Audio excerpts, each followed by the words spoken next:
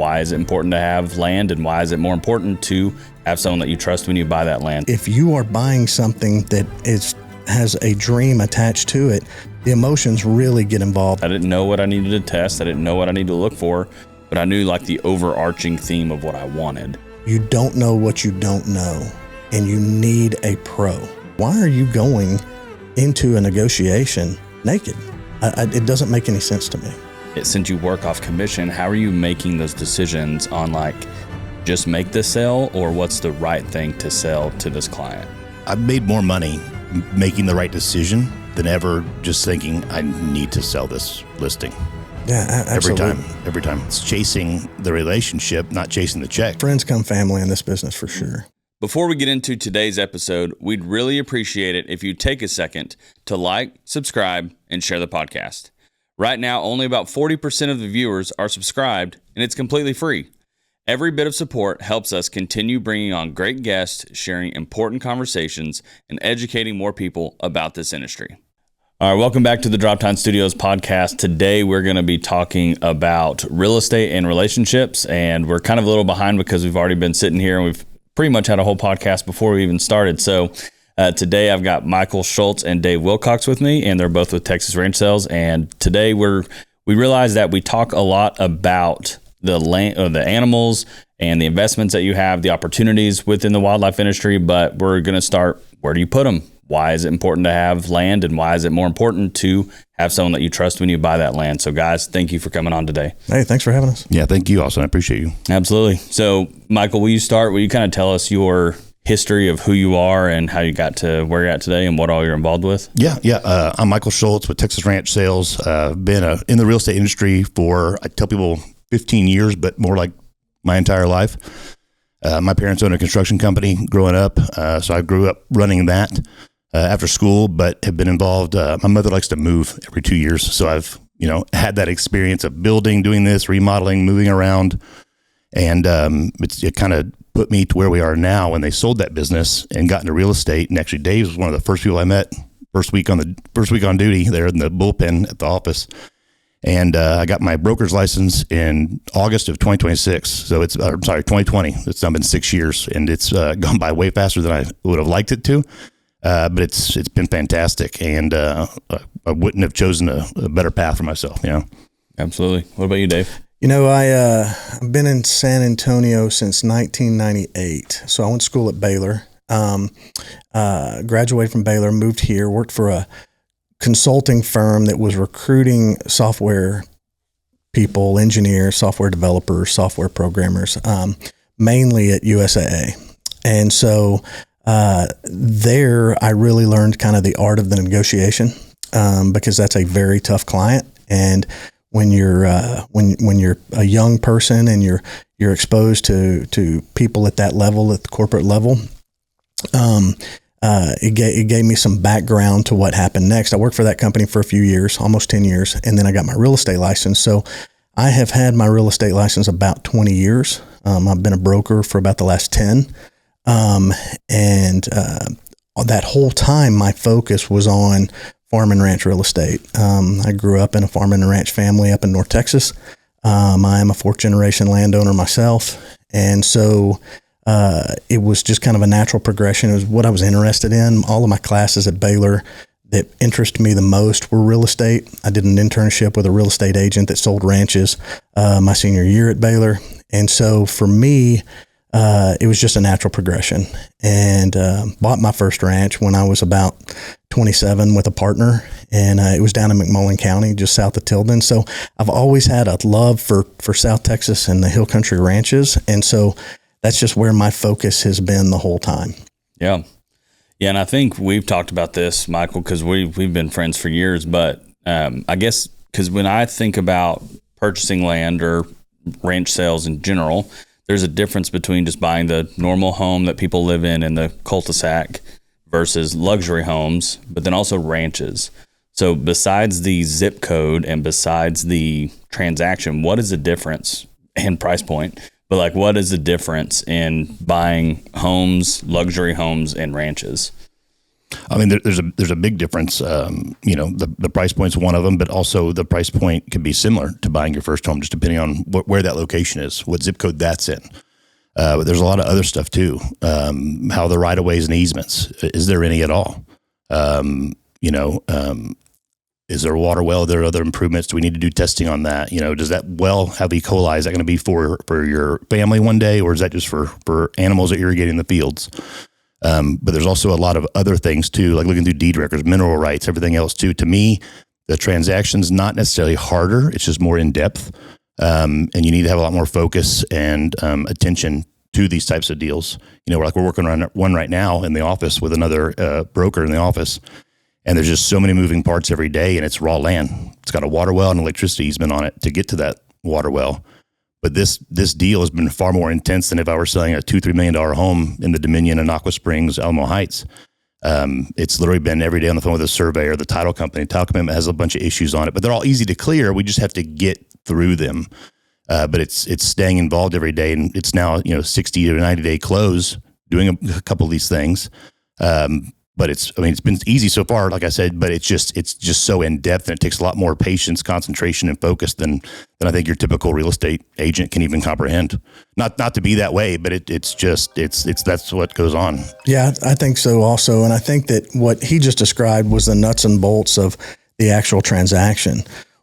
What comes down to it is the emotions really are things that make it a little bit more complex, because everybody needs a place to live, and most people, will say, okay, I'm going to buy a house. That's the American dream, right? Like, I'm going to buy a house. Well, the dream is to own a piece of property somewhere. I mean, you just closed on your first one.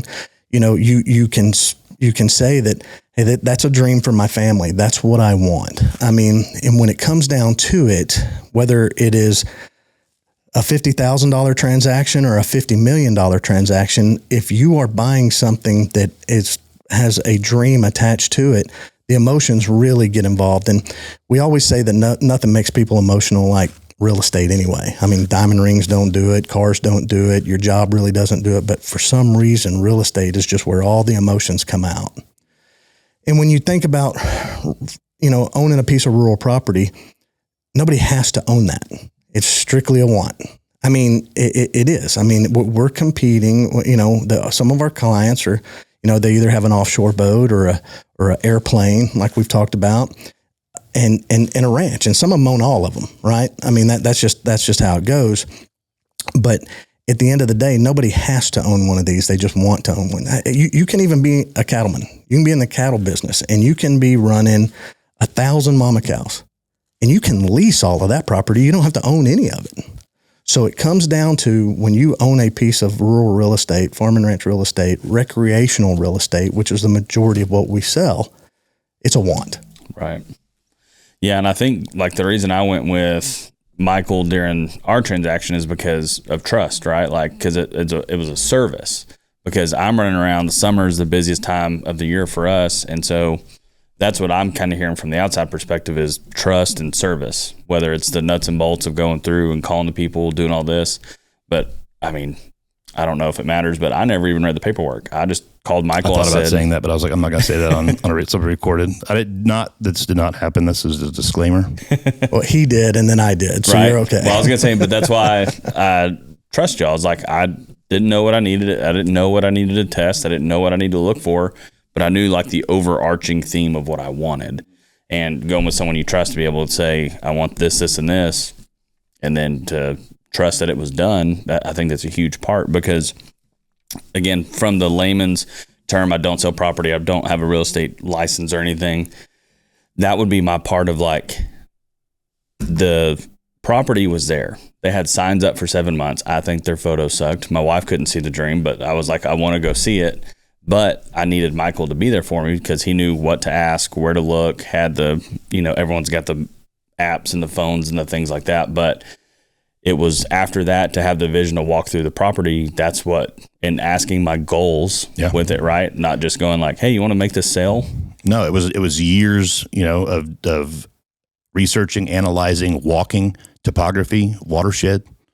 We've got that wet weather creek on it. And that was the first thing I texted you about when I started flooding with, how's the creek going? and you said, hey, here, he sent me pictures of it, blah, blah, blah. Just because I wanted to know if what you and I both thought or what I thought and you and I discussed on site and off site happened, and it did. So, the creek filled back up, but it didn't do any other damage. Everything else was fine. We had the well tested. It took a little bit of time because everything else going on with water wells in Kendall County at that time, but we got it done and we did it, and you trusted me to do it. And just with the based on the conversation we had with you and I and Kylie, and then to what they wanted in restrictions when they finally came up, proposed restrictions, they were two different things.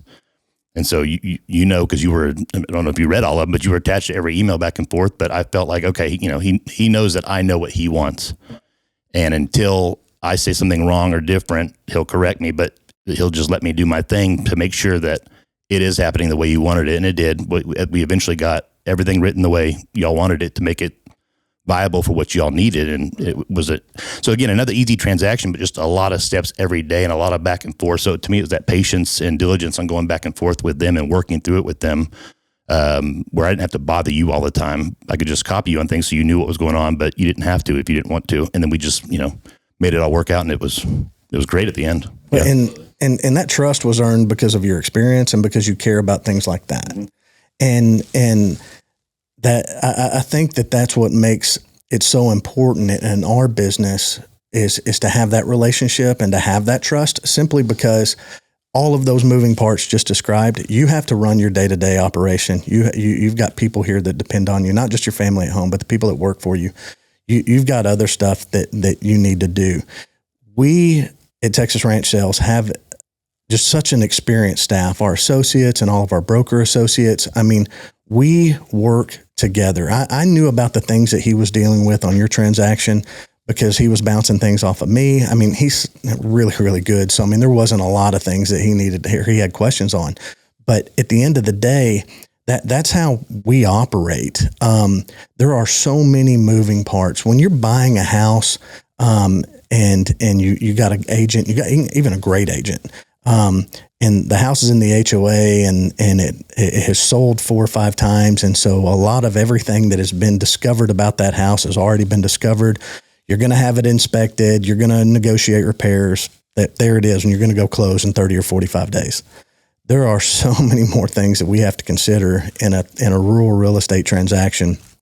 And like he's talked about, the minerals, the water, the easements, all of those things, but just future plans, what are our options? And we need to know that. And so I tell everybody, that, when I'm talking to them about coming on board with us or, what makes us different, we are a very, very conservative company. And make no mistake. We're competitive and we're aggressive as far as trying to get business done, but we're going to really take our time in our approach and rifle down that approach. You don't see a lot of shotgun over here. We don't just throw something against the wall to see if it sticks. We're going to rifle it down every single time to make sure that you have the answers you need in the time that you need to make that decision.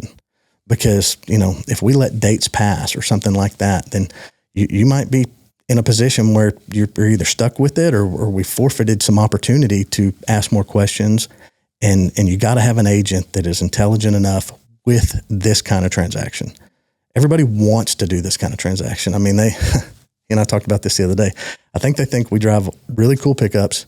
We get to fly around in helicopters and we get to see all kinds of cool stuff. And that is such a small percentage of what we do. We get to do that, but it's such a small percentage of what we do. The most of it is in the mud and the minutia of your transaction. Right.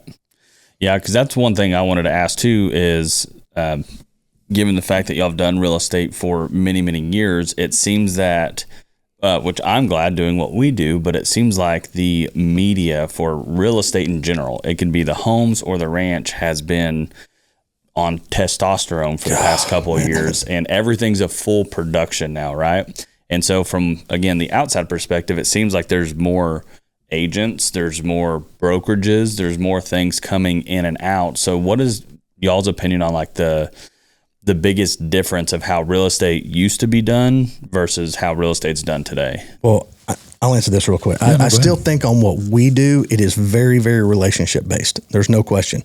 However, I feel like, and I feel like our team with Austin Garrett and at Texas Ranch Sales, Jessica Suggs, who handles our social media, I feel like we are out front, but none of us feel like we're out front.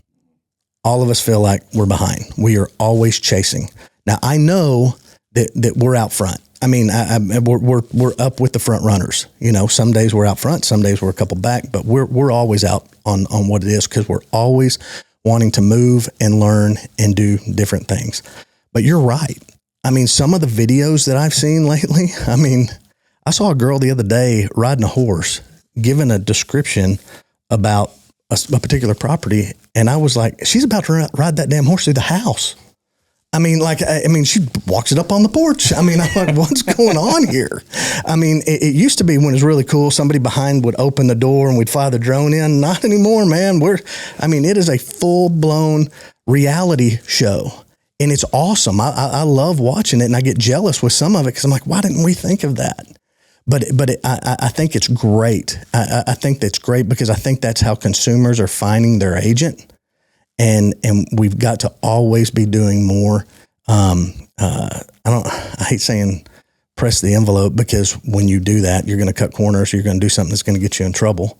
But for us, I think that you always got to be out front, and you always got to, you got to try to imitate, and we do that, and we get imitated as well. Absolutely.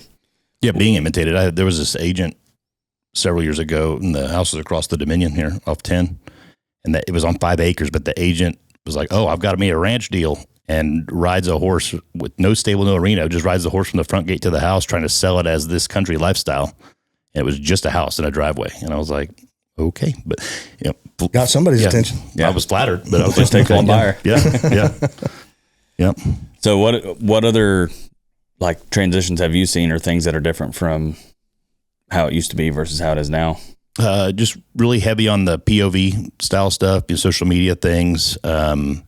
There's to me, sometimes way too much production going into this, when sometimes it would just take, some shots you did on your cell phone, and then a hand to you. Like you've taken over my social media, and it's been fantastic, because now first I was stressed about, oh my gosh, one more bill per month, but now I feel more relieved than I am stressed, because I don't have to do it anymore. I can add to it, but just even some of the personal content off my phone that you've been repurposing and things. And I'm like, I tried that, but none of the songs I clicked worked, or, the description I put on there, was too overthought, right? Where you're just kind of trying to make it a little bit more simple. And I'm like, well, but I don't have to do that anymore. It's fantastic. But there's other things that are different is, we all have our mapping apps now, things like that. Like I remember when we had used Gaia GPS. Remember how terrible that was? And we thought that was so cool back then, but now it's like my phone tracks me everywhere I go. I can do contour lines, wetlands, floodplain. Like that was a life changer right there. And the fact that I can even download the offline maps and use it when I don't have any cell phone service at all, because there's a lot of places we go that don't have service anymore. Or still don't have service, I should say, and you either need a Starlink, because your WeBoost isn't going to work. I used to have a WeBoost, and I got rid of that, because it's like I can only amplify a signal that I have at that point, Yeah, I think technology is such a difference, and every single year it's like we've progressed 10. So technology for us in our business is, if you're not using it, or you're not staying out in front, and everybody's still, I don't think everybody's scared of AI anymore, but when it first came out, you're like, oh, no way it's going to replace us. And I don't think AI is going to open a gate for anybody. I don't. But I think that if you're not using every single tool in your toolbox, you are going to get behind. 100%. And we're trying to stay out in front of that, and work with it and evolve with it. But we're still pretty old school. We're still pretty conservative, and that's when it comes down to meeting at gates, shaking hands, getting in the truck, doing whatever it takes to really solidify that relationship. And a lot of our customers have been with us for a long time, and have done multiple transactions. Some of them have done as many as 8 and 10 transactions with us, because that's the relationship, and we've won that. Yeah, for sure. Yeah, and I think that's a huge part, because even when we were looking at the property that we just bought, and so I think this is what my goal of people listening to this podcast would be, right? Like, I could have just called that agent, which thank God I didn't, but like I could have just called them, I could have just gone there, and I could have just signed the paperwork and done it. But I just think the more eyes you have on something, yes, in general, you can catch any flaws, but it's more accountability for both parties. And so what would each of you or one of you say to, like, well, I'm just going to go with them because they're my friend, but there's no two parties like, oh, well, I found the property, I'm just going to go purchase from the listing agent. So, like, how would y'all counter that? I'll tell you, I think you always, in something that is going to amount to be your largest personal asset, and many times the biggest financial transaction you take on, you always need representation. Take on representation, even if you have to pay for it. And because that will be money well spent every time. You don't know what you don't know, and you need a pro. That's, I'm telling you, I think that when you call that number on the sign, and people do it to us all the time, and that's great. I mean, obviously, in a real estate transaction, if we can control the narrative, that's wonderful. But with the buyer, many, many times, we encourage the buyer to go get their own representation. You need to have somebody, especially in a transaction that you're not savvy to, or you need to have legal counsel take a look at this for you. I mean, yes, these contracts are written by the broker lawyer committee at Texas Real Estate Commission, but you need to have somebody in your corner. And if you just call the number on the sign, that agent or broker has a fiduciary to the seller. They're not your agent. They have a fiduciary to that seller. They're not working in an intermediary situation where they're just going to be passing paper back and forth across and you two talk to one another. They're already contractually bound to that seller. So they have a fiduciary to that seller. Why are you going into a negotiation naked? It doesn't make any sense to me. So that's what I tell everybody, whether you use us or use somebody else. Obviously I want you, after you watch this, I want you to call us. But you need to have representation.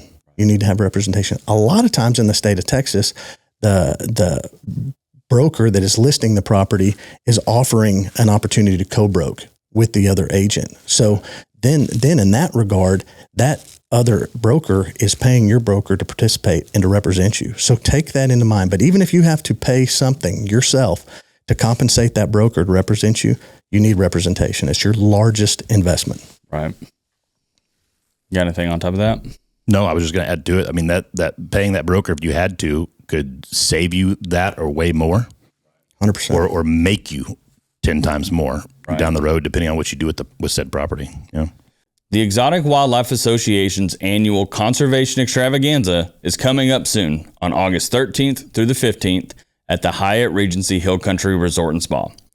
Join the members of the exotic wildlife industry for 3 days of conservation, education, networking, auctions, and entertainment. Registration is open now, so visit myewa.org to reserve your spot at the 2026 EWA Conservation Extravaganza. Running a business is already a full-time job. Keeping up with content, posting schedules, and social media trends shouldn't have to be something that you need to keep up with either.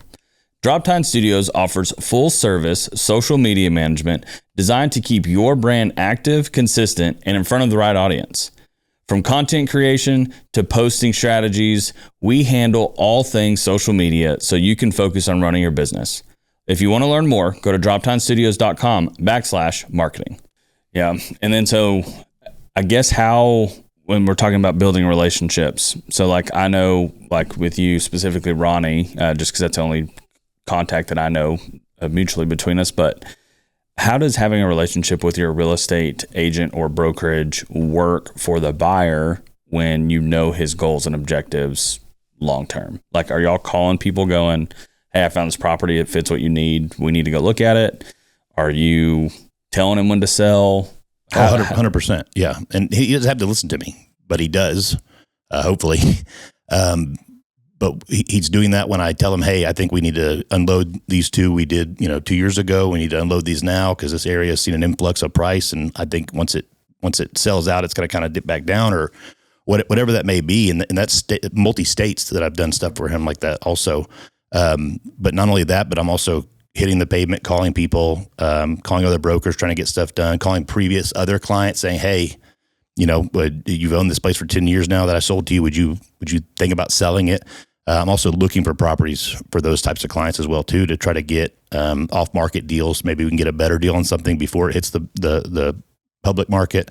All those things. But he's one of the people that are always in the back of my mind of things I see every day, looking for more or looking for something to sell, or, hey, I bumped into so-and-so and they were showing their buyer because we were at Lums and Junction. We bumped into each other and I asked what they were looking at, and what they actually want, from what it sounds like, is another hour south. And I have that property because I sold it to another client previously, and I'm going to try to put a deal together on something like that. Yeah. So kind of like a financial advisor, but for land. Exactly. Yeah. Like I'm not really I am a broker, but I like to call myself like I'm your real estate advisor, right? And doing that in Colorado, Florida, and Texas, of course, for a long time. It's a lot, but it's has its advantages too, because now I'm looking for those things in those areas. Not as hard as here, right? But it's always in the back of my mind that if I hear something, or it's like, I would say it's like a stock tip. That's kind of bad, right? But you hear of something, so you want to bring it to him or one of your other people that are always in the back saying, hey, if you find this, I'm good to move forward on it if it makes sense. Right? Yeah. And all of us who've been doing this for a long time have clients like that have been loyal to us. So when we hear something they might be interested in, or we think, hey, this would be great, especially our investor clients, right? If there's an opportunity, because we know that they're going to go in, and then we're going to have the opportunity to participate on the back end too. So it is a relationship.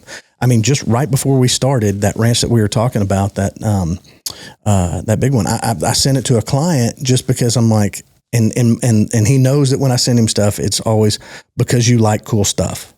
And that's what I sent, because you like cool stuff and you always ask me to send you, take a look at this.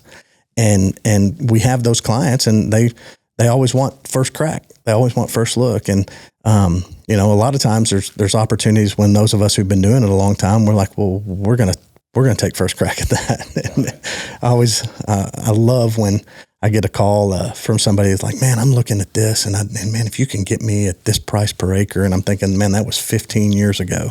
And I always tell them, I said, hey man, if I find that, I'll flip the contract to you, because I'm buying it. Yeah. And it's like when I was in the hunting business, everybody would call and say, hey man, if you got any 160-inch 8-points, like, sure, dude. If it's not in the back of my truck, I'll sell it to you. Yeah, I'll bring them to you and you can look at them. It's how it is. So, but when you've been doing this long enough, you have those clients. That's right. For sure.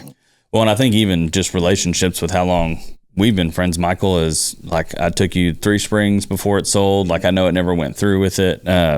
But that was before it even hit the market. And I think it hit 3 or 4 brokerages before it all had. I just knew from being your friend and us talking on the road so much that you had a client look for stuff in Lakey. Yeah. And so like being able to say, hey, I'm going to shoot like $15-18 million property in Lakey. Is this like around what your client's looking for? And like, as soon as you finish, send it to me. And I think we're actually showing that one in 2 weeks from now. Yeah. Awesome. Yep. So yeah, that's like just the importance of relationships, right? And that's the whole point of doing this. But I think it's the service as well that you get with it. So like being able to call each other at 10 o'clock at night and talk and be able to do this, the things that the buyers and sellers don't see. Yeah. So like that's part of the service, but what else are buyers and sellers not seeing that brokers and agents are doing behind the scenes? I mean, the endless amount of DEF containers I have to pour into my truck, right, while talking on the phone and hoping I don't put it in the diesel tank like I've done before or not have. And just the emails, the phone calls, the being on the road, away from my wife and kids so long, the miles on the truck that's almost brand new. And I mean, just everything, every little, even the minute tasks every day that we're doing for not only that person, but for anywhere between 2 to, like, let's say 10 more people all at the same time. Even if they're not under contract, we're still looking, we're still making calls, we're still doing all that stuff. I feel like I used to think I did a lot when I, managed my family's construction business before. I do a lot now. I don't think about it now, but now it's like, oh man, it'd be nice to go back to, doing something like that. Even though I love this way more than anything I've ever done. It's just kind of like, there's never rest, right? Like we have to be in the air to take a break from the phone or take a take just a step back for a second. And I'm still thinking about what I've got to do when my phone starts ringing again when I get back on the ground, right? But it's just every little task that we would have normally done for ourselves, we're doing it for 10 people, and at any given time or more, or it's rewarding is the best way to put it. I love what I do. I love being at that closing table, getting looking at y'all's faces when you're signing, and you realize, oh my gosh, it's done, it's ours. Just things like that. I love watching what people do to the properties. I know you and I've talked about that in the past. We still go out to these properties all the time. As you mentioned earlier, I'm always on one of those ranches. It's just exciting to see what they do. Their kids enjoying it, grandkids enjoying it, and then them turn a profit on it 2 years down the road, 10 years down the road. Sometimes I just can't explain it, because it's like I get to do this for a living.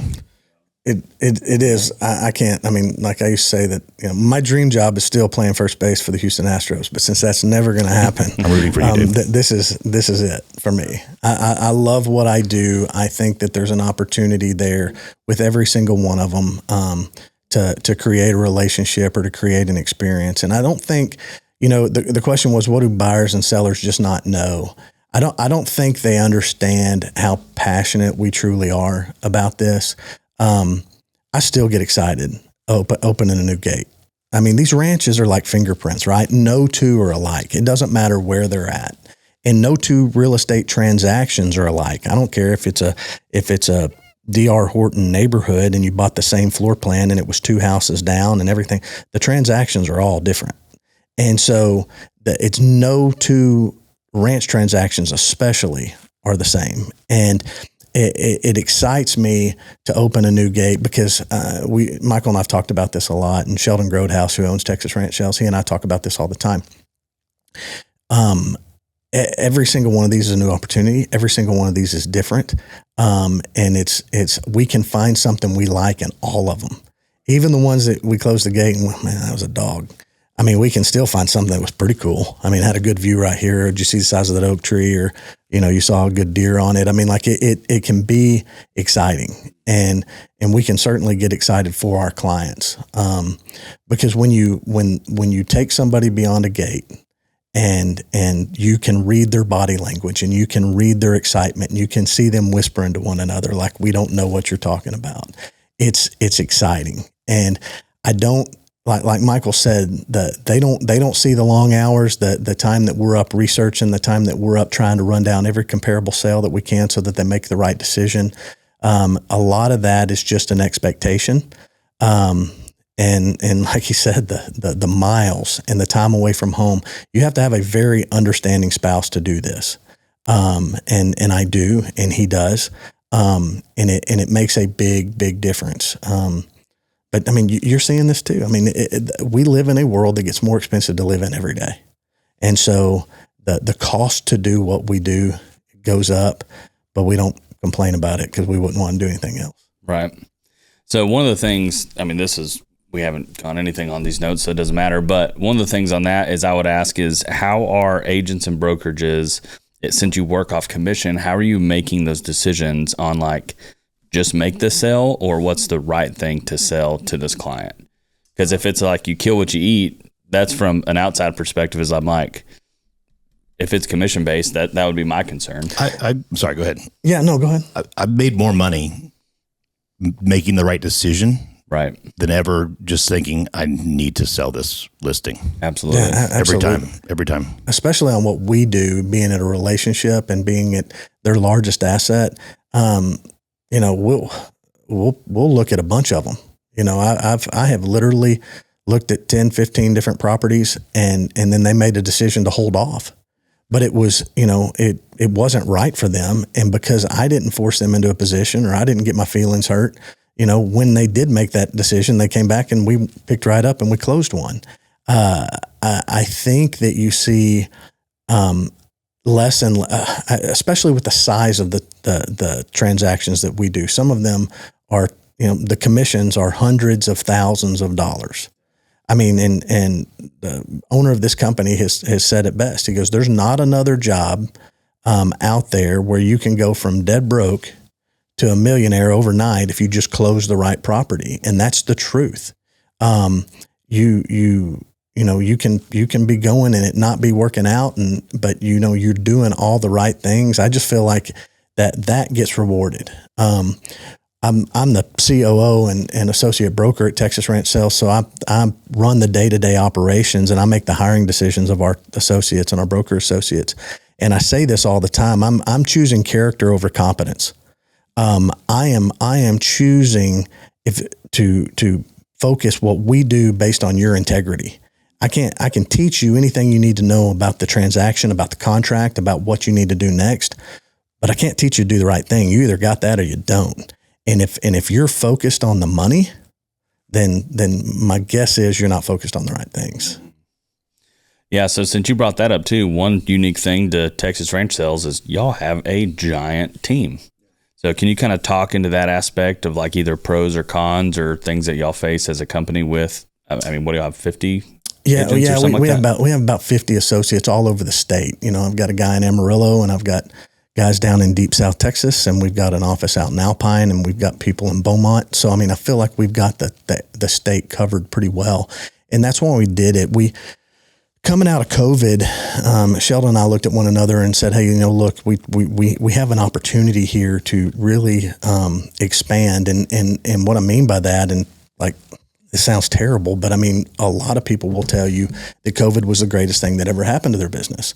And for us, we weren't a group that really sold 10 to 20 acre properties. It wasn't we didn't have the bandwidth to do it. We were focused on the larger stuff, and we were Texas Ranch Sales. We weren't Texas Ranchito Sales and Ranchette Sales. And so we got so many calls during COVID from guys saying, hey man, you better take me to a place where my daughter can ride her horse because I got to get it out of the stable because I can't visit there because of COVID restrictions, or we can't go to the beach. You better take me to a place where my kid can ride his four-wheeler.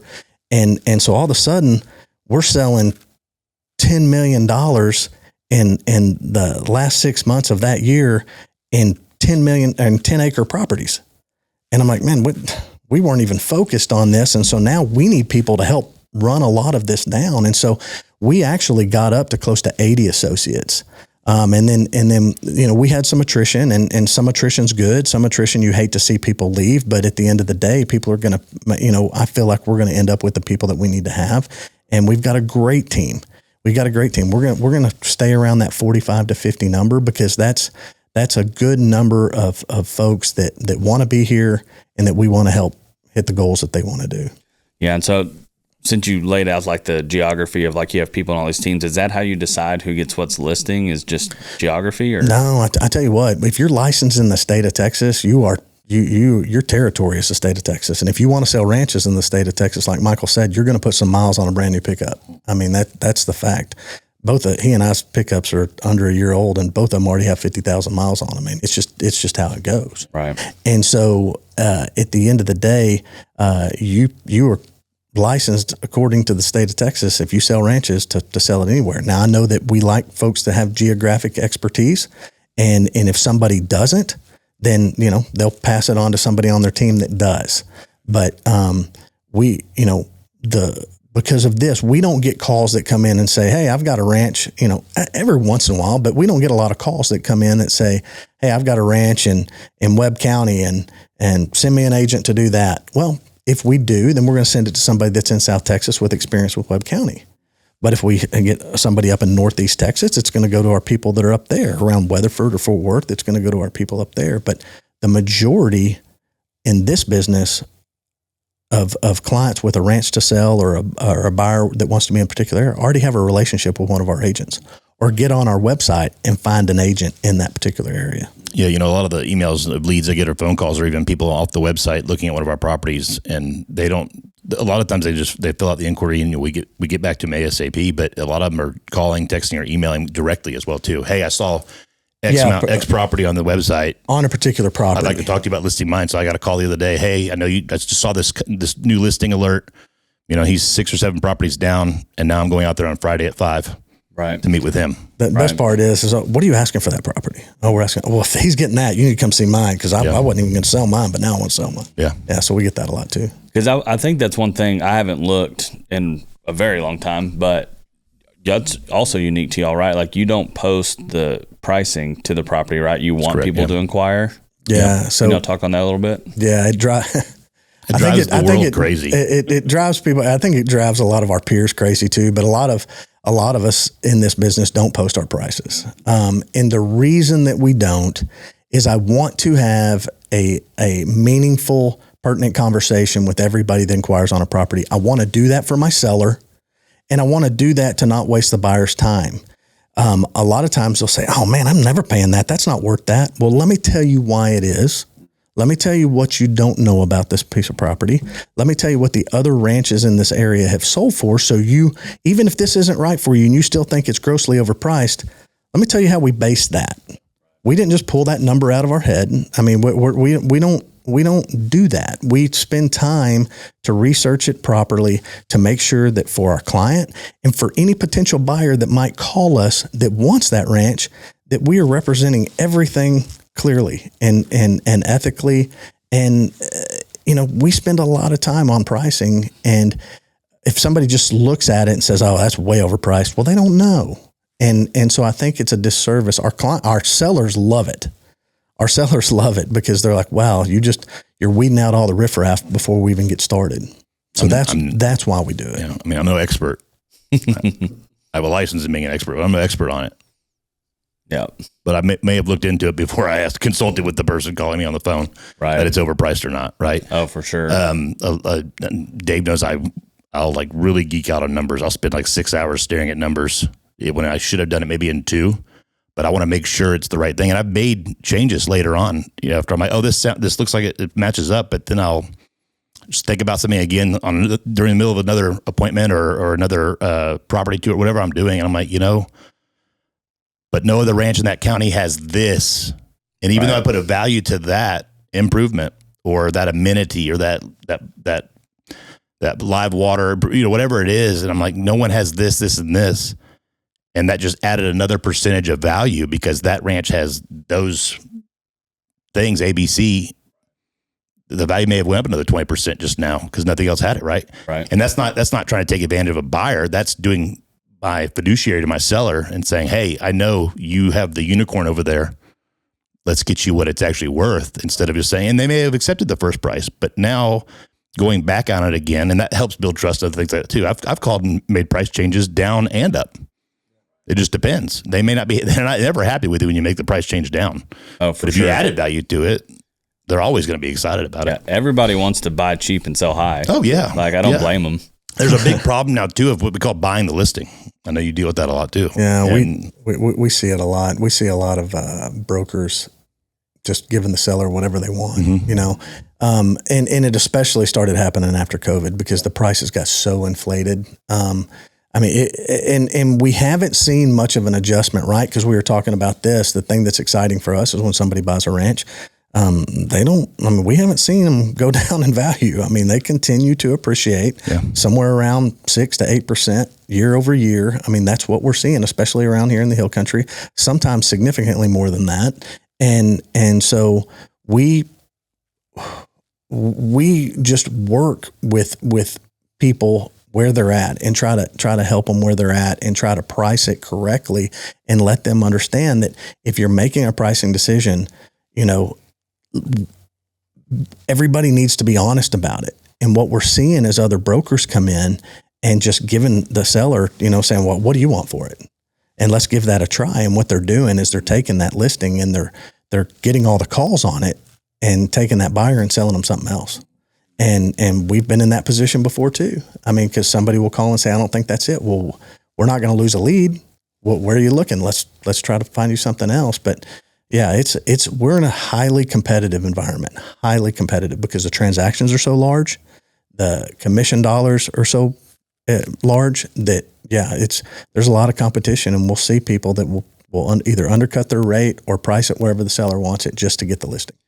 So that would be my other, or did you have something else? I was going to say, it goes back to what you asked earlier. Like that's chasing the relationship when we do that, not chasing the check. If I was chasing the check, I'd do exactly that. I'd market it, spend the money on it, do all that stuff, have you out there shoot or amazing video, right? Even though it's $4 million away from where it should be, as an example, and then try to get a buyer on something else, I'm going to chase a relationship, because what's going to happen is I'm going to tell them no, him or her no, with them no, and they're going to come back in a year from now when that listing expires, or 6 months from now, and call me and say, hey, I just wasted a year of money, time in my life. I need to move, or I want to move. I missed that property because I had to sell this one to get that one, and this other one's for sale now. I now have no representation. Can we go back to where we were? Yeah. And I would have gladly sold it for what you told me it was worth the first time. Yeah. Yeah. Yep.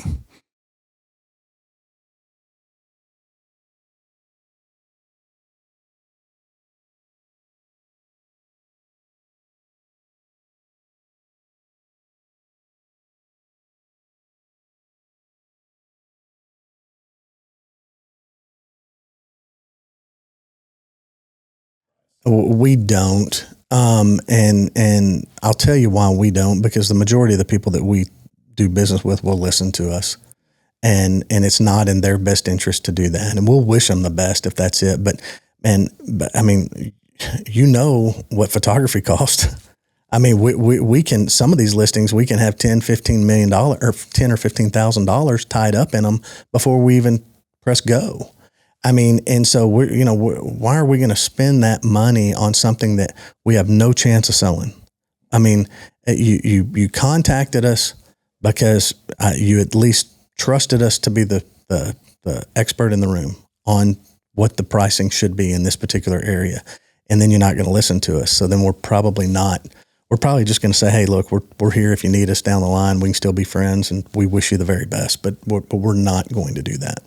And that's why you get the property appraised, right? Like that way you're not just making it up. They're not making it up. That's the best. If we can get somebody to contact an appraiser, and we've got a handful of really, really good ones. If we can get somebody to utilize an appraiser that has experience in that area, then at that point, I'm happy to argue from an appraisal on the price and tell a potential buyer that's like, this is too expensive. Well, argue with the appraiser. I mean, the ink is still wet on it. I'm happy to do that. I'll even offer to credit the appraisal back to them to prove myself right at the end. When we close, hey, if the appraisal costs you $5,000, I'll give you that. I'll pay for that $5,000. But it's let both of us come together, right, where we both disagree, and it's been that mutual understanding. Okay, he's done that, I've done that. Because the seller's putting up things too. It's costing the seller money to list it too, not just paying our commissions on it. They're having to do property prep. All this, like Dave and I were on one the other day where we were like, hey, it went back to, we've never seen a bad piece of land. There's things wrong with it, but we're like, this is cool, and this is neat, and this is unique on this. The buyers are going to love this, even though they don't like the other 20% of it. About fixing that 20, and we spend a lot of time on this, right? Like this will take us a few months to coordinate, get things in, everything else set up. Of not only of us being on the phone or being out there, but our own time doing some things too to try to save the seller some money and just making it work, right? And then so like we'll do that. I'll spend that time, spend that money, and that's part of doing business, but I've never said, you know what, I won't do that. I'll offer to pay for the appraisal, but they'll agree to it. I'm going to pay for it when we sell it, but I'll reimburse them for that. But that's kind of us coming together on mutual ground saying, hey, okay, now we agree, right? Yeah. Right. Even if we were both wrong, but it was slightly, let's say it was in the middle. We split the difference, but we had a successful sale because we split the difference. Right. It's the cost of business and moving on. You know how to, what that's like too. Yeah. For nearly 60 years, the Exotic Wildlife Association has united ranchers, breeders, conservationists, and the wildlife professionals committed to protecting exotic wildlife and preserving the exotic wildlife industry. EWA membership gives you a strong voice in legislative advocacy, valuable industry connections, educational resources, and access to programs that support wildlife conservation and responsible stewardship. Join a community dedicated to the future of the exotic wildlife. Learn more and become a member today at myewa.org. If you sell ranches, we want to give you a $3,000 credit for free. If you click the link below, we're going to ask you some questions, and we just ask that you answer honestly. So please fill it out. Let us know what sucks. Let us know what's working. But you're going to help us create services specifically for your industry. So if you're an agent, a broker, send this to all your team members, send it to everyone you know, but everyone who fills out this form will be entered in for a free $3,000 credit to promote your next ranch real estate listing. So one of the self-serving things, since you brought up photography on it, and but if anyone doesn't know, we're giving away a $3,000 credit to do your next ranch real estate media package. So Daniel will list the package below, but all you got to do is fill out a form. You can have a brokerage with 50 people. You can be an independent agent. We don't care. All we're trying to do is collect as much data from ranch brokerages as we can. And so, and like, just so everyone's clear too, like I'm doing this and this specific podcast to better the industry, right? Sure. Like we don't really work together. We're friends, but like this is strictly to better the industry. We're trying to put the resource first, which is either our buyers or the land, whatever it would be. But Daniel will list the link in the description, and anyone who fills it out. Here, put the QR code right here if you're going to do one. That way they have to pause it and look at me. Okay. Look at him. So with that, it's a very lengthy questionnaire, right? Michael's already filled it out, but like it took me like 3 hours to fill that thing. Okay, it doesn't take that long. But the whole point of what we're doing is these transactions and these things are very high end, but we are going to be building long term a ranch real estate specific part of Droptine's business, right? So where we go through typically with what we charge on a day-to-day basis is too much for ranch real estate. Well, we also want to serve the industry, right? So anyone who's listening to this, go fill out that form. Please be overly honest, but send it to anyone and everyone. And I think October timeframe is when we'll do the drawing, but anyone who enters in, I mean, don't enter in 6 times yourself, but if you have multiple agents and brokers, fill it out. Yeah. So that's what we're doing. But specifically with that, like I said, be overly honest when you'll fill it out. I don't have the form with me, or we can kind of go through it, but I would like to talk about that. Well, can I make just a comment? Yeah. Like you said it the other day. I can't remember which podcast I was watching the other day, but you said it, or maybe I think it was like your one-on-one podcast you did. Uneducated assumptions. Yeah, educated assumptions. You don't know, but it's not just for that listing. The way I had to, not recently, several years ago, and you and I had this conversation. I think we came to this understanding together. Is it's not just for that listing. So like if I pay X amount for your services, yeah, the property's sold, but I don't have to put that marketing away. Right. I can repurpose that, right? I can use it later. I can make a story out of it that, 400 or 500 people are going to look at. I can make a reel out of it. I can do all these other things where now it becomes marketing a lifestyle in general, or wing shoot, or I'm talking about whatever, right? Bird hunting, mule deer hunting, whatever it is, or farming, right? Cow calf operation, anything. I'm repurposing that material and using it to nauseam sometimes, right? But it works, and that's where I'm seeing it at. It's an investment too, right? Yeah, because we're now that we're running your social media. I think your first post went live yesterday. Yeah. And so, but like even that took a month to get there. But we're now reutilizing content from 6 years ago. Oh, yeah. And that's a huge benefit of not deleting anything. Yeah, I was so worried I was going to get catfished. We met more than 6 years ago, wasn't it? I was like, am I being catfished? Because I just knew this guy on Instagram, and then he just shows up at this ranch gate. You're like half the dude you used to be like 6 years ago. I know. Yeah. Thank you. But twice the man. But with that, how important is, because even that's one of my favorite things of how we met is you were like, hey, I've got this property, I've already sold it, but I want to pay this fee for the service to promote myself. Yeah, I think you were charging me day rates back then. Yeah, because we were together all day too. But yeah. And so, that's how you get friends, right? You make them pay for it. Yep. But how important is photography, videography on your listings? Because like Michael mentioned, this goes on social media, your website. You're texting it to the guys who want to see it first. Mm-hmm. So can y'all just kind of talk about, and this doesn't have to be Droptine, right? This is industry specific first. And y'all have someone on staff that does your own content. So like even I want to talk about that versus hiring an agency, a freelancer, having someone in-house. I want to kind of cover the whole gambit of everything. Well, what we just talked about a second ago is it gets more and more expensive to do this job every hour.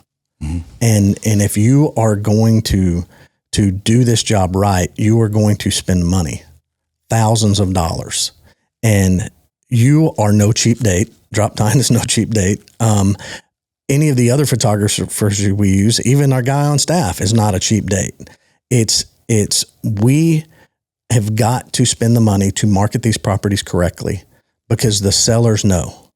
And I think the sellers continue to come to us and we get our fair share of really awesome listings based on the relationship we have, number one, first and foremost, but number two, that their expectations are going to be met. Yeah. And if their expectations aren't going to be met, then we're probably going to make an adjustment and redo it, or we listen to that and we make sure that they are happy with the finished product. But like we talked about, I mean, the content these days, I mean, is so impressive. I mean, some of the agents, my wife is from Scottsdale and I'm a licensed agent in Arizona as well. The like Scottsdale real estate, and watching some of these people and the content they make is incredible. And seeing the stuff in Austin that some of these people are doing is absolutely breathtaking. I mean, like it is super impressive, because it's every single one of these properties now has to tell a story, and you need a photographer and a videographer that understands that. And I like to give that photographer and videographer pretty much creative control, because I think they're seeing things that we don't. We show up to all of our photography sessions. We just don't send our photographers out there by themselves, because there's things that we know and we want highlighted. Right. But inevitably, every time you guys get a picture that we would have never taken, and it's the one we end up using. You get a shot that we weren't even thinking about or would have never imagined, and you get it, and it's on the cover of the brochure. So, I mean, I was sitting in the fog with him one time when we were in Junction on Panadero when we sold that one. Oh yeah. And I'm like, I don't even know what he's looking at. It's just fog. But then about a week later, I get this Dropbox, and I was like, you can tell the photo was hazy. But I was like, gee, there's animals I didn't even see there with my eyes, but he's got that lens out the blind, and just those are some of the coolest photos, honestly. Yeah, for sure. Out of that, with the dew on the grass, and just, the fog lifting up, and then you see whitetail, on the other side of the feeder about 30 yards, because it's still so early. They're just barely coming in. But those are some of my favorite photos from that. Yeah. You're you're like an artist. Right. With Yeah, that, for right? sure. Well, and that's what like the hard part is, because I'll talk to guys. So it's the same way I've asked y'all about how real estate has changed versus how, let's just say, photography, one of the services, has changed. Back in the day, we just need these 5 good photos. And if I deliver 250 photos now, they're like, that's all I got? I'm like, are you freaking kidding me? No, I used to hate doing that. Like back in the day, like Siggy, you remember him? He would give you 200-300 photos, and you're like, but MLS only lets, COVID changed some things with how many photos were we not allowed to put up that they would limit us to. So back then it was difficult, because, MLS we had at the time, Lands of Texas it was big, but it wasn't as big as it is now. So everything went on both MLS and, now we discriminate on what goes where for specific reasons, and we go over that with the seller. But I used to be like, man, I got to take 250 photos and put them into 25. That was why I used to complain about it. It'd be so hard. Yes, and Siggy was a pro's pro, because all 250 were awesome. Yeah, so you wouldn't even know which ones to cut out. You're like, well, I guess we're throwing that one out. I mean, like that. Yeah, and all of you guys are, like Michael said, as artists, and I think it's got to be exciting for you to get that call, and hey, we're going to go photograph this place, and and when we tell you a little bit about it, or we send you a land ID or a map of it, you get excited to know what you're about to go see. So absolutely, it is. And we hope that our website, and we have been told this, that our website is where a guy that's sitting in a high rise at his office in Houston and has his lunch delivered, and he's got 30 minutes to eat his lunch, and he just sits back in his chair and he just scrolls our website and daydreams about the ranch he wants to buy. And that doesn't happen if your content sucks. Right. Absolutely. Well, and I think that's because same thing that y'all talked about, and now the plug for me, but it's like we sell convenience, right? So like most brokerages or whoever don't have the luxury of having this many agents, this many employees, this many things, but even Michael doing his self-brand it's convenience, right? Like, because now what Droptine is, and I'm really saying this, I know y'all know this, but for the listeners, we're not just photographers. We're not just videographers. We have departments, right? Like the photo video guys do photo video only. We have 2 graphic designers. We have Rachel, who runs the entire office, but we can also get your booklets printed and do the graphic design. And we have Quinlan that can run your social media. So like it's all convenience of going, I don't want to think about it. I have this, go after it. So that's the part where, like, even when y'all came in and we were on that Zoom call this morning, is we didn't intend to, but the people we're making their new booklet for, I just asked like, hey, what's your paperweight? Where are you getting these done at? What are you doing? And I'm not even really making any money on it, but we're going to be able to save them $1,000 just by using one of our printers instead of using a local printer. Yeah, but that's you chasing the relationship instead of chasing the check. Right. Absolutely. And I told them, I was like, I would like to make something from this or make a commission or have, throw another bow my way. But it's that relationship of people going, because my printer gives me special prices because we send them so much, right? Like if y'all called and just said, hey, we're going to get one thing printed a year, one 8x5 card.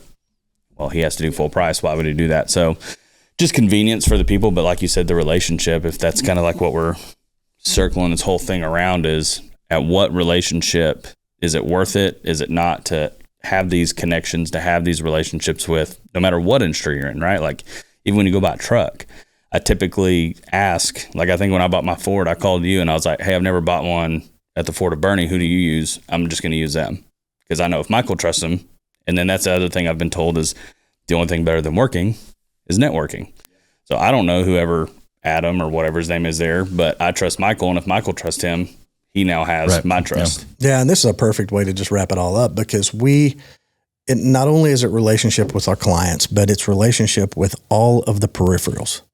I mean, we can call you, we can call wildlife partners, we can call fencing people, we can call water well people, we can call somebody that's going to be on a bulldozer. There's things that we can do through the relationships that we've had with other transactions that benefit our clients. Right. And those vendors are going to give our clients a better deal because we only refer them.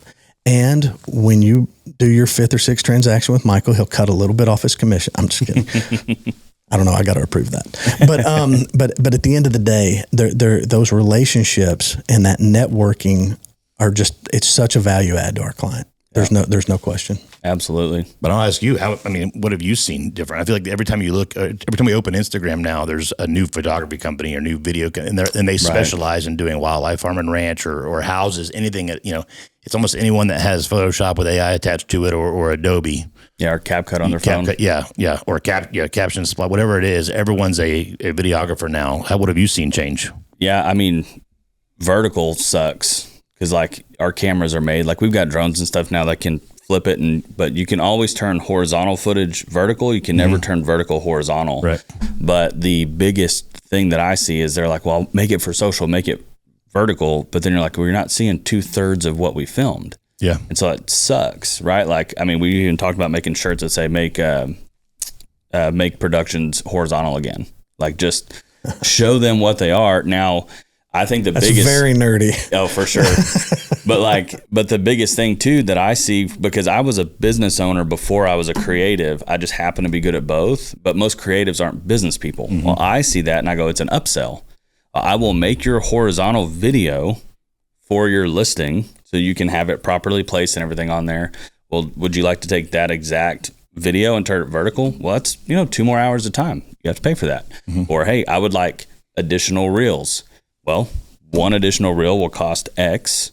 And then if you would like to sign a 12-month contract, well, then I can do them for 1/3 of the cost, but I'm getting you for a year. Yeah. So I think that's my biggest thing is like people come in because it is really cool, right? Like going to all these places, it's an honor to be able to get access, gate codes, go to these places. Even when we're working with the ranch owners directly, it's an honor. I'll go to places that are worth $50-60 million and they don't even show up and they're like, go, if it's me and my team. And most of the time that's if they own it, right? Not selling it. That's a completely different, sure. That could be an issue, right? Just letting someone out on property that they've never been to. That's a problem. We know these properties. But the biggest thing I see is everyone thinks it's great, which it is. They go out there, but the same thing you are talking about is like property. So like, let's just say you have a ranch in the Dominion or a house in the Dominion. And I don't know, this is why I'm asking. For someone that goes in for an hour, 2 hours and shoots a 2-minute video, gives you a horizontal, vertical, and some pictures, what does that roughly cost? It's anywhere for the video, the social reel, let's say, and then the photos, that's on the cheap end, there's $800. Yeah. And up to $1,800, depending on what we kind of change or differ from there. Yeah. Yeah. So let's just say $1,200, give or take, but they can do 6 of those listings in a day. Mm-hmm. Well, let's do 1,000 because it's easier on my simple-minded math. But that's $6,000. But they can do 6 of those in a day, right? And then they have their editors. But when I tell someone, hey, it's $5,000 to go shoot a ranch, like, oh my God, $5,000 for this $18 million property? And we're like, oh, hold on, but I can only do 1 of these a day. Mm-hmm. Yeah. and I've got to drive 4 hours each to way get there. And, 4 hours there, 4 hours back, that's one whole business day. Yeah. And then I've got to shoot and edit, and I got to be, which if you're me and Michael on a listing, we stay up when the feeders go off and forget to go to sleep. But we were like, we're staying up all night. We're going to get this late twilight shot. Then we had to pick up. And he's like, man, I don't know. Should we just go to bed now? Or I was like, let's just stay up. Yeah, feeders go off at like 6:30. Y'all are young. And we're like, yeah, we can do that. We can do that. You'll learn. And then I remember we woke up at like 6:25. We're like, oh my God. We're just in the living room, TV blaring and everything like that. We're like, ran out the door. But as soon as we sit. And that's where the foggy pictures came from. Yeah, I'm like, oh my God. That was a bad idea. And that was still like 5 years ago, 6 years ago. That was still a bad idea. But I was your age now. Yeah, we were young and ignorant. Yeah. But yeah, so that would be my thing is like we have to get up at, even if we're being responsible, right? Like we're getting up at 5 a.m. to go shoot there. We're staying away from our homes. We're doing these things to be able to shoot it. Because most of our listings that we shoot is like an evening, we stay the night, and then the morning to have one full day. But that's the biggest thing I've seen is people are running this like it's fun or they have another job. But then if someone's booked 6 weeks out, you're clearly undercharging. Like it's great to have that, but like people when they tell me like, hey, you're overpricing this, I'm like, my calendar says otherwise. Yeah. Like if I'm staying booked and I'm doing this, like we're doing just fine. Oh yeah. But now I would also like to show everyone my P&Ls, and they'd probably laugh at me like, why are you running a business? You're not making that much money. But in general, like we're playing the long game, right? Like building the relationships, having these, which that'd be something great for us to talk about too, is which I'm actually speaking on this. I don't want to plug Brian Gilroy, but I will because I'm speaking at his event. The Day of Education is coming up, but I'm strictly going to talk about people who are buying ranches because, again, goals and objectives, right? Are you selling this for a profit?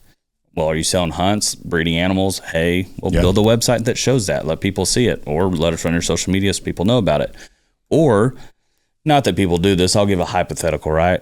I'm buying this to hide money or shelter tax or evade paying the government any more money than I have to, right?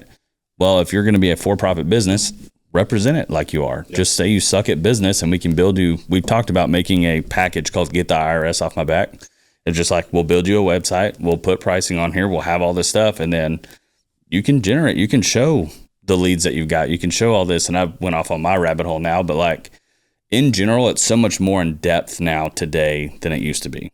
Like beforehand, they've still got templates and they've got AI that can build these websites and stuff. But in general, it's like you said, I want someone looking at someone's website going, wow, look at all this, whether it's the content or it's mobile friendly or whatever it would be. But that's the biggest thing I've seen in general is even if you have another job, people need to charge like it's their only job. Yeah. Yeah. So, but yeah, it's fun, right? Like it is really fun to go out to these properties and to see these things. And I think y'all both would agree based on what we said is the relationships we make, sitting around campfires, having toddies with people, discussing what their goals and objectives and what they want to do are.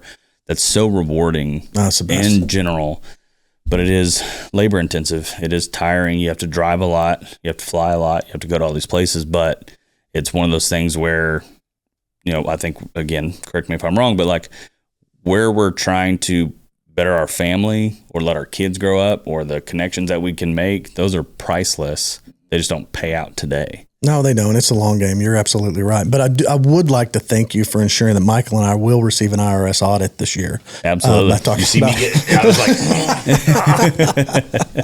I know Mike. That was my investigator at the IRS. Mr. IRS, that was all Austin Braden. We have nothing to do with that. No, but you said something there that when you're sitting around that campfire with your client, I mean, that's all of it for me. That is when you get invited back during hunting season to come back and sit in a deer blind with them and look at what they've done and watch them get excited and know that, you played a very big role in that. Yeah. And to sit around that fire and eat a steak and just talk about their goals and what they want to do and catch up on their family and have them ask about your children. I mean, that's the best. That's why that's the most rewarding part of it for me. Absolutely. Yeah, I mean, I got some that call me all the time, and hey, you're out showing. I'll call you back with text or something. But then on the way home, I could be wherever, and they're, hey, can you swing by here? And maybe an hour out of the way, but I'm gonna swing by there, and I'm gonna have a cocktail with them or a steak with them, like he said, or we're just gonna literally do a lap around the ranch and the players because he wants to show me what he's done since the last time I was there a week ago, right? Right. And do those things. And then, then they're like, hey, come back out tomorrow or next week. It's my birthday. We're doing this. You don't know how good that feels that you're now included because you were a part of, even if they're buying 4 or 5 a year or 4 or 5 in their lifetime or just one. That's the biggest thing they've done at that point in time. And you were a part of it and they trust you enough to complete that. And now you're a part of their family, and now you're a part of all their outings and goals and other things. And they include you on their decisions for some other stuff that you really, I don't have a license to sell this car or do this, but hey, he wants your opinion on that, or, hey, we're going to Barrett, come with us, or we're doing this, do that. And it's just incredible because now it's so much more than just closing a transaction or even just doing right by them by selling them what they wanted or needed. You've now elevated beyond that. And it's fantastic because I get paid to do this again, right? Absolutely. I get paid to fly to Mexico and shoot deer and hang out with him and do other things and talk to his kids all the time. His grandkids are my kids' ages and they all get along and play well. I mean, it's just so fantastic to be able to live this life with them. Right. Yeah. But to earn to live that life with them, right? Yeah. Friends come family in this business for sure. Absolutely. For sure. Yeah. I say it's intimate, right? Like, because, when you go to the 8 to 5 and you just walk out, then that's fine. But when you're dinner and up till midnight and early mornings and all that, it's really rewarding. For sure. At Droptine Studios, we understand how important it is to market your animals and showcase the strength of your breeding program. But effective marketing starts with knowing exactly with what you have and where it came from. The Exotic Wildlife Association Registry helps breeders document lineage from black buck, kudu, sable, fallow, axis, sika, and red deer. That documented history can give buyers greater confidence, adding credibility to your program, and to help protect the value of the genetics that you already have, the genetics that you've worked so hard to build. And if you want to learn more, go to the EWA registry at myewa.org. Did you know that Droptine Studios offers a plethora of different services that can benefit your business?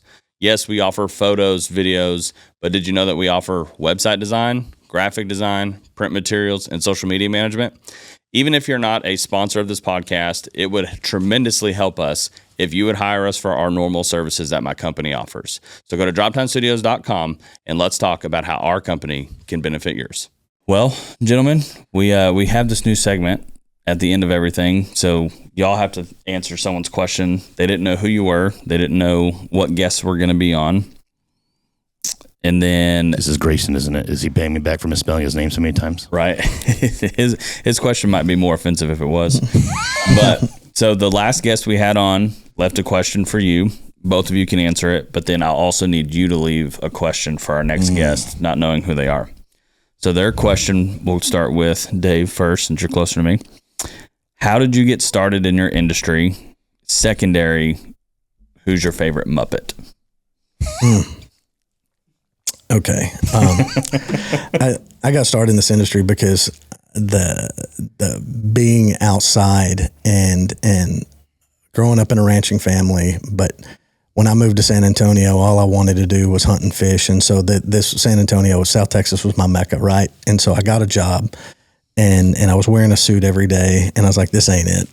And so I got my real estate license, had bought a ranch myself, sold a ranch myself, was like, this is what I want to do. So I knew that real estate from like I said, when I was in college, I did an internship with a ranch broker. That's really was on the back of my mind. And that's what I did. So I went in, I went in and said, I'm going all in. I'm leaving a salary position. I'm going to go commission only. And I've never looked back. So I'm living my dream every day. There's no question. My favorite Muppet is Fonzie. Yeah, I got to be Fonzie or Animal. I don't know. I like either one. Wasn't Fonzie on Happy Days? No, but the Fozzie Bear. Oh, Fozzie. Oh, Bear. yeah. Yeah, my bad. I was like, yeah. Okay, then I'll go with Animal or Beaker. They're all good. All of them. Yeah. So, Michael, how did you get into the industry? So I never wanted anything more than to just run my family's construction company. I grew up watching them do it. My mom had her own company, and then my parents had a company together, and that excited me. I was like, okay, this is what I want. So much so that I didn't finish college. I dropped out to to follow that full time. It's like, I know what I want to do and this and that. And I did that for 6 years, and they tell me one day, hey, we're going to sell the company, which I knew could happen, but it was like, I've just not wasted 6 years, but I did this path to get this goal. But I'd always had an interest in real estate, just an interest, right? And so I was like, well, what am I going to do? I got to do something else because I can't work for somebody else. That wasn't in me. That was not something I wanted to do. I could do it, you know, if it was a stopgap, I could do that.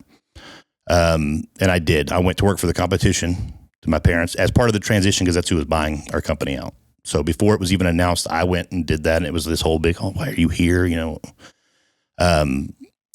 Then they sold, and I was like, okay, well, now it's really just me working for somebody, which I said I'd never do. You know, I'm not going to do this. And got my license. You could do it quicker back then. But I got my license and tested out in 32 days, and I quit.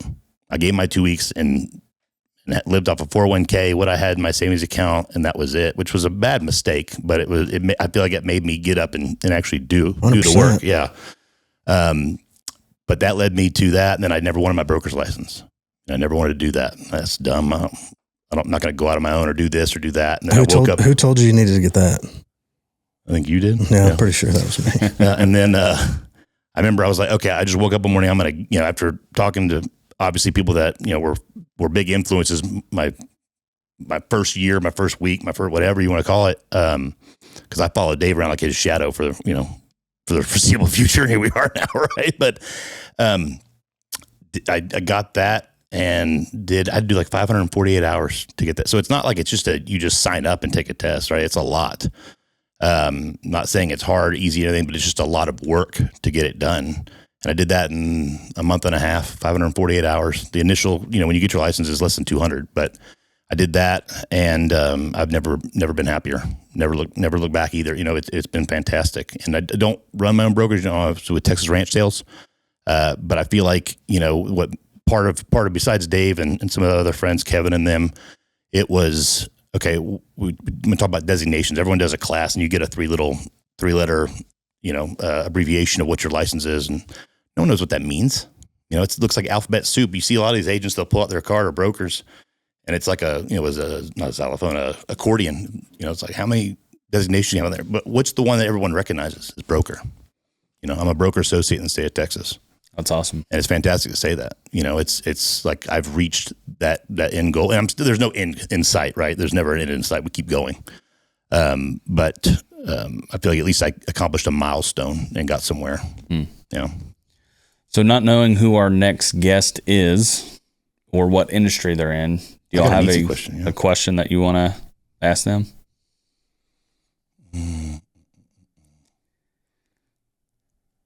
No, I can't think. I would I'm always curious to see. This is the only homework I wish I had. Watch the next episode to find out his question. Absolutely. I don't have a question. I have some advice. Okay. You always bring the banana to you. You don't bring you to the banana. Can you demonstrate that? No, and don't. And Kevin said that all weekend long too. We were at a wedding. I saw that video on the way here this morning. Yeah. Well, good deal. Well, guys, I appreciate you guys coming on and sharing your wisdom with the real estate industry, and hopefully it's going to be something that we can send out to everyone, be beneficial for the industry as a whole. But again, also it's very convenient that y'all live right down the road. I got to go to the office now. Right. Thanks for having us. A 6-minute drive over there now. Yeah. And y'all fill that form out. That's fantastic for y'all to do that. Really. I mean, you know, you get a hat or a shirt sometimes, you know, something like that, but I saw the value on there, and it's an insane value for what people will get, especially if it's their first thing doing with you or anything else. Right. Whoever wins is going to get a great package. Yeah.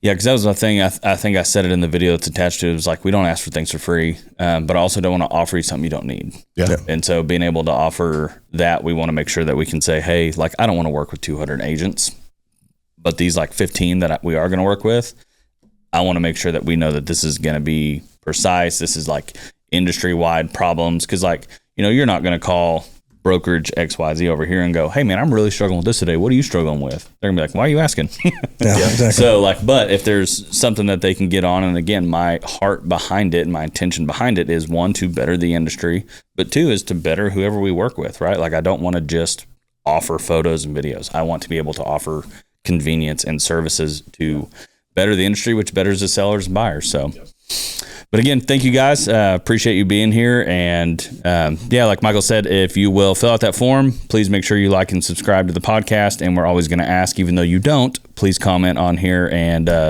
say Dave and Michael look good today. So thanks guys. Thank you.